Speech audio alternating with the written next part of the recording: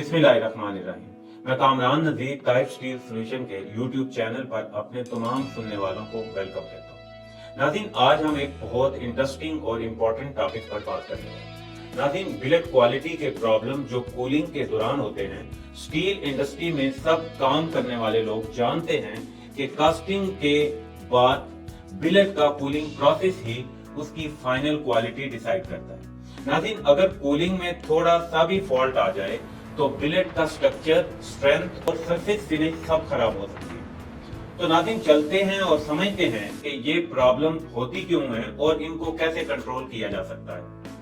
ناظرین، اگر اس میں دیکھیں تو سب سے پہلے ایشو جو ہمیں آتا ہے وہ ہے ان ایون کولنگ کا۔ جب بلٹ مولڈ سے نکلتا ہے تو اس کا ٹمپریچر تقریباً جو ہے وہ 1000 ڈگری سے جو ہے وہ زیادہ ہوتا ہے۔ اگر کولنگ ان ایون ہو، مطلب ایک سائیڈ سے فاسٹ کولنگ ہو رہی ہو اور دوسری سائیڈ سے سلو، تو انٹرنل سٹریس ڈیولپ ہوتا ہے۔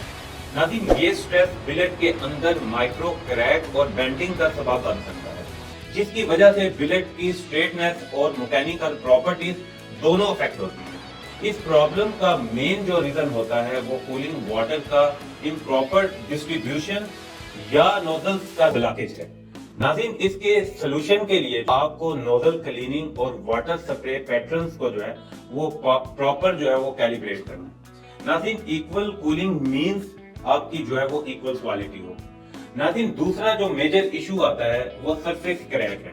جب بلٹ کی آؤٹر لیئر جو ہے وہ جلدی ٹھنڈی ہو جاتی ہے اور اندر ابھی گرم ہوتا ہے، یعنی اندر ابھی زیادہ ٹمپریچر ہوتا ہے، تو ٹمپریچر ڈیفرنس کی وجہ سے وہ کریک جو ہے وہ اپیئر ہو جاتا ہے۔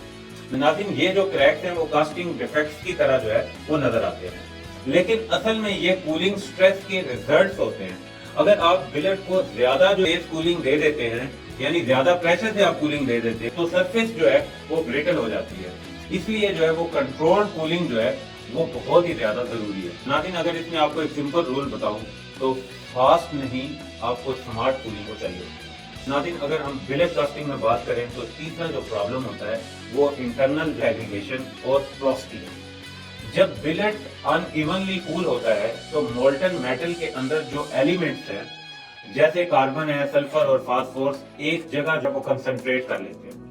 یہ سیگریگیشن انٹرنل ویکنیس کریٹ کرتی ہے اور رولنگ پروسیس میں بلٹ ٹوٹ بھی سکتا ہے۔ ناظرین، کولنگ ریٹ کو بیلنس کرنا اور سیکنڈری کولنگ زونز کا ٹمپریچر جو ہے وہ یونیفارم رکھیں۔ ناظرین، اس پرابلم کا یہ جو ہے وہ بیسٹ سولوشن ہے۔ ناظرین، ایک اور ہڈن پرابلم ہے بینڈنگ اور ٹویسٹنگ۔ اگر بلٹ کو ان ایون سپورٹ مل رہا ہو ڈیورنگ کولنگ، جیسے رولرز ایک سائیڈ لوز ہو یا مس الائن ہو، تو بلٹ بینڈ کر جاتا ہے۔ یہ میکینیکل ڈیفیکٹس بعد میں رولنگ اور کٹنگ آپریشنز کو بھی افیکٹ کرتے ہیں۔ ناظرین، اس کا سلوشن جو ہے وہ بڑا سمپل سا ہے کہ آپ بلٹ سپورٹ سسٹمز پرفیکٹلی الائن رکھیں اور رولر روٹیشن وہ اپنی سموتھنس اس کی جو ہے وہ اس کو انشور کرے۔ تو ناظرین، سمری بڑی سمپل ہے کہ بلٹ کوالٹی کولنگ پر ڈیپینڈ کرتی ہے۔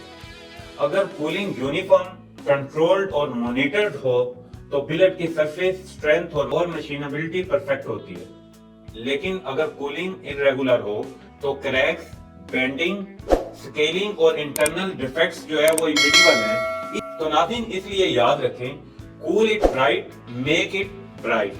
پراپر کولنگ ہی اسٹرانگ اور فلالیس بلٹ کی پہچان ہے۔